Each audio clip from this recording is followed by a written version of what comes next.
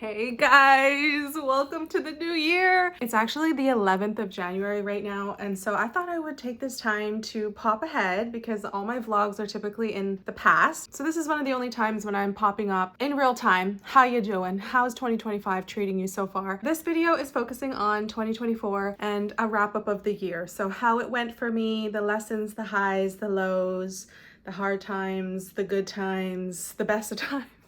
And I'm going to just go over a wrap up, a summary of how my year went and what's next for me in 2025. So first of all, Happy New Year. I hope you had a great New Year's. We're going to start off, rewind back to 2024, January. I was just finishing up a work contract the month before. I wanted to start off the new year with some travel. Little did I know that would be the last work contract for a very long time. However, I'm skipping ahead. So I wanted to do international travel, but even before that, I just wanted to enjoy summer in New Zealand. Last year it was a really great summer. I remember the weather being very nice, very summery, very warm. We had beautiful events that I went to, like the botanical garden concerts that they have every year. I love going to those. I also went to a couple beaches, and I also went to the Wellington Zoo, which was the first for me. I'd never been. So I enjoyed just cute summertime events like that before I went on January 23rd to Sri Lanka. This was country number 50. So it was a milestone trip for me. I loved it. I planned the whole thing myself. It was completely independent travel, solo as well. So I love those types of adventures. And it was fun just planning out like an itinerary for myself and how am I going to get myself around the country. And in general, I did enjoy my time in Sri Lanka. I spent 3 weeks there. In hindsight, I think 3 weeks is a little too long, especially for the itinerary that I ended up taking. I went through it pretty quickly. So there was about a week where I was just hanging out in the southern coast of Sri Lanka, and I feel like I could have cut that by quite a lot. And so I enjoyed that. I loved the curiosity of the Sri Lankan locals, and I decided to end off that trip, which carried on through to mid-February, and I wanted to go to the Maldives. Now this is where we get into the ups and downs, right? So Sri Lanka was a high. I mostly had really positive experiences there, and then there was the Maldives on this side, and at first I was kind of okay with it. I was quite pleased with my first activity that I did there, but then things just fell down. Like they fell way down, and I had a terrible experience at an excursion, and it was very unfortunate. I really did not enjoy my time in the Maldives, and I have no intention on going back there anytime soon, to be honest with you. And that's how we started off the year. So that brought us up to mid-February. I got back and I was trying to find work, which is going to be a theme for most of the year without me knowing at the time. And yes, that's what happened. I didn't work. So I ended up just enjoying Wellington summer again. And that brings us up to March, which was always a fun time to be in Wellington for. I say if you want to visit Wellington, plan it for March because there are so many free festivals and activities almost every single weekend. There's also paid activities as well, but mostly free, like Newtown Festival, Cuba Dupa, Pipes in the Park, which is a bit of a out there suggestion, but I liked it. It's like Bagpipes in a Park festival, so cute. And that brings us up to when I left to go to Canada.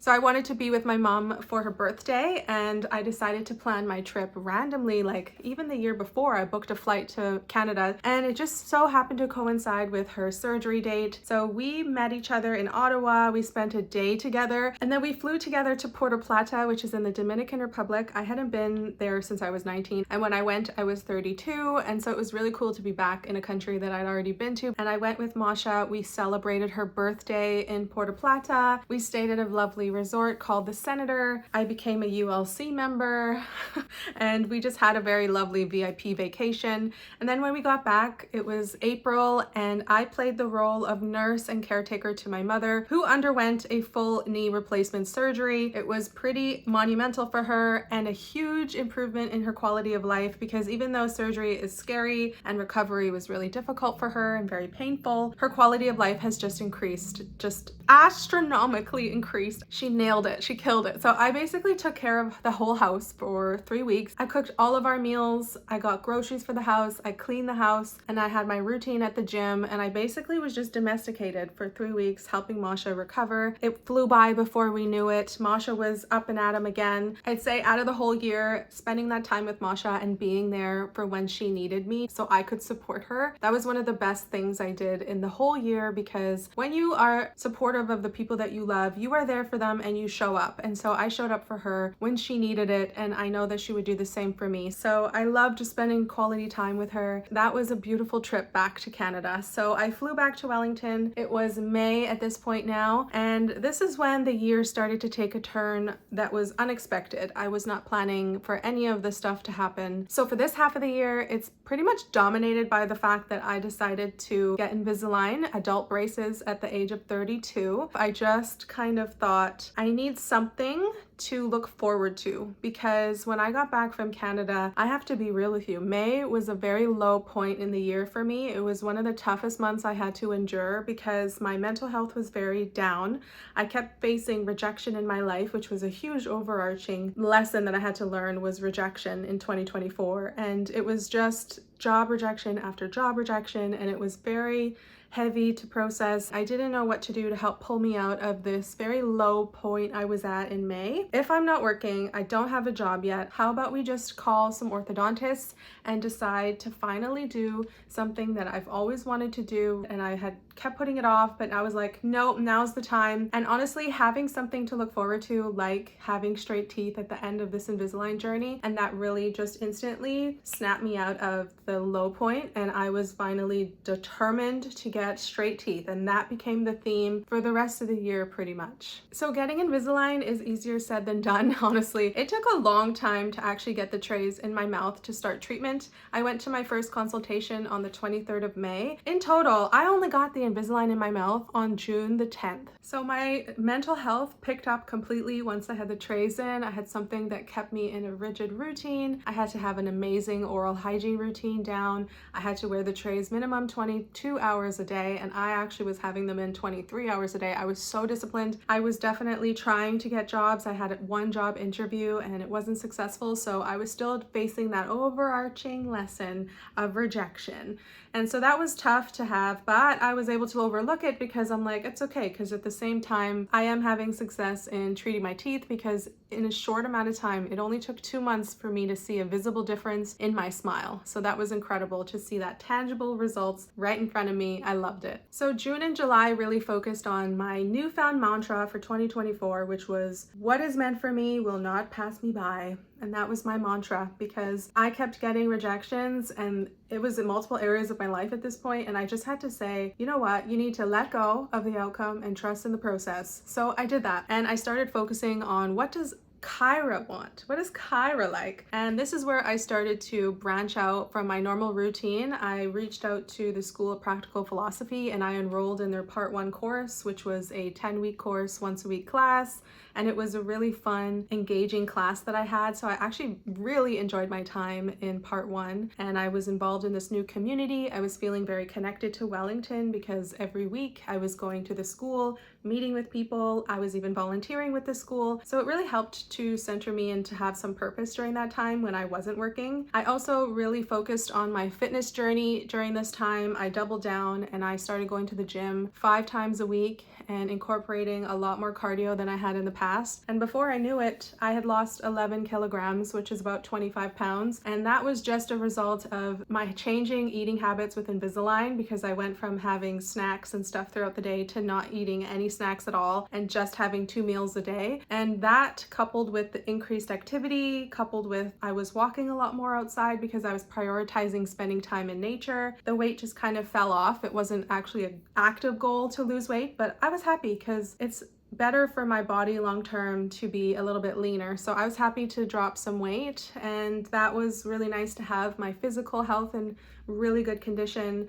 My mental health was in good condition. My teeth were getting straightened and looked at. So all those areas of my life were doing really well. And then in July, I had the exciting news that I became a New Zealand permanent resident. So I was a resident for 2 years, and then I qualified for permanent residency in July. And it was all official on July 28th. I was a permanent resident in New Zealand. So that's pretty exciting, because for the rest of my life, I will always be a resident here in New Zealand. And I'm very excited for that to be an option and possibility for me to always come back to New Zealand when I want to, no matter what phase I am in life. So I'm very grateful that it's worked out like that for me. Now, I also really began to focus in June and July on what really made me happy in my life and surrounding myself as much as possible in activities that brought me joy. So I rediscovered my joy for reading, and I became a full-blown bookworm. I was always my head was always in a book. There was always a book being read. I was averaging a book a week, sometimes 2 books a week if they were shorter ones. Sometimes I'd finish a book in a day. It was just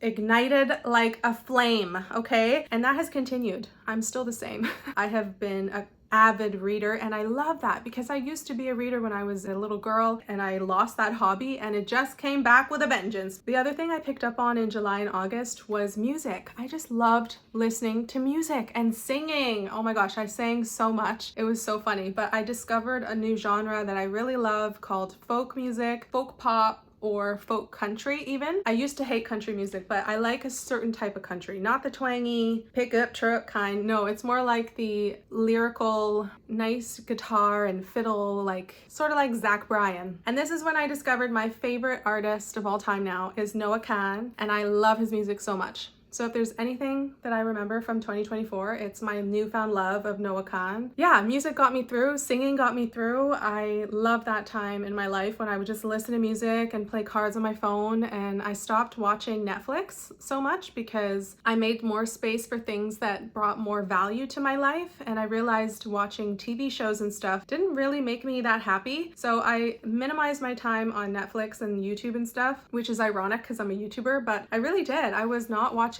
shows anymore. I was listening to music, singing along, playing cards, reading a book, and writing in my journal, and also going to the gym. So that was really more of my focus on like, how can I enrich my life and hobbies that is outside just binge watching a show, you know? Also, something that I took quite seriously in 2024 was I took a step back from social media platforms that were not adding value to my life, specifically Instagram and my old original Facebook page. So I actually just deactivated both of those accounts, and it's been like 7 months since I've had Instagram, and honestly, I don't miss it. I think that my life has actually improved being off of Instagram. I do use TikTok and I do use YouTube, so maybe give that a thought. If social media platforms, specific ones, are not serving you anymore, maybe let it go.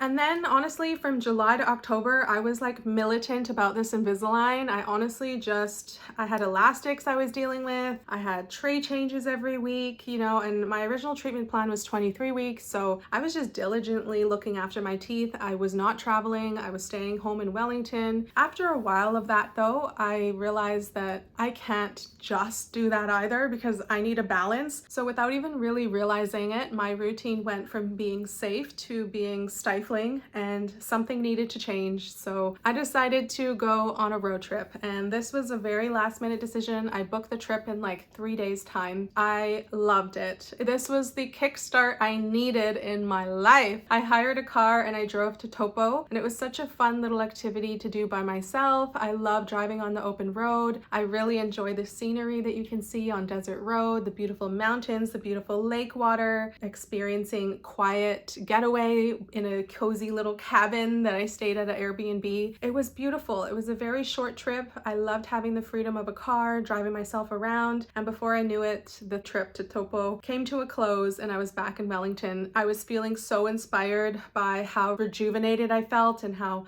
oh my gosh, this is what adventure feels like again. And so it actually inspired me to book a trip to Melbourne, Australia. I went to Melbourne for 4 days and it was such a nice trip. I loved having great food, exploring the city life, exploring the botanical gardens, going to a bunch of markets, and having a beautiful time on a solo adventure. I love these types of adventures. And that brings us up to the end of November, my birthday. Masha arrived. We had a beautiful reunion together at the airport, and we just spent a glorious 4 weeks together. And being with Masha and having her here back in New Zealand for the first time since 2022, it was incredible. I loved having her here. I loved hosting her. I was cooking us dinners at home. We would go out together to eat at dinners. We celebrated my 33rd birthday at a beautiful Italian restaurant, and Masha was just spoiling me. She was buying me dinners, buying groceries for us. She was taking us out for treats at cafes. She loved trying all the coffee stops at all the cafes around the city, and we just went for walks along the waterfront together. She was able to keep up with all my walking because of her knee replacement. She was recovered. I was so incredibly proud of her and how much she kept up with me,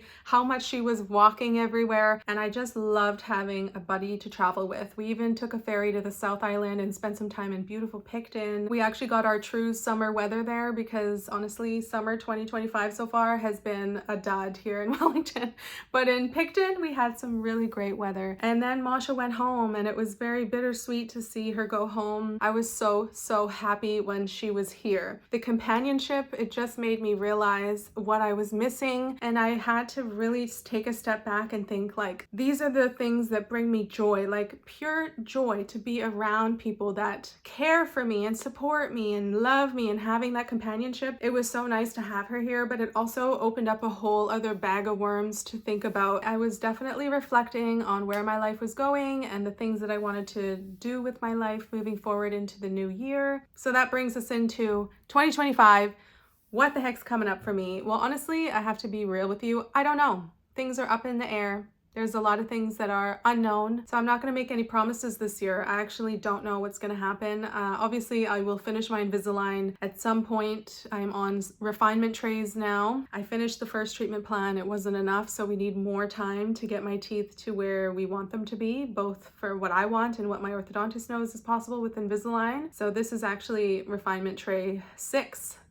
But everything is just in development and totally unknown, so I cannot say for certain anything at this point. So I do apologize for leaving you on a cliffhanger like that. I guess I can say that one of the things that will be stopping in 2025 for now, like I don't know, I could change my mind, you know, but for now I will be stopping the weekly uploads. So I know there are people that love the weekly uploads, and I've sustained that for 5 years now, over 5 years. So you will continue to get uploads for the foreseeable until I catch up to right now. I just think it's been beautiful capturing my story so far, all of these years, and I love looking back on old videos and seeing the progression that I've made is incredible. And I'm so grateful that I have this archive of videos to look back on my life in Wellington and New Zealand in general and just say, oh my gosh, what an exciting chapter that was. And look, I can watch it, literally watch it back. Thank you so much to everybody who's watched weekly uploads and who's supported this channel. And I really appreciate all the love and all of the growth and just people being able to come along this journey with me. Thank you so much for watching this wrap-up video. It's always fun to make these and take a trip down memory lane.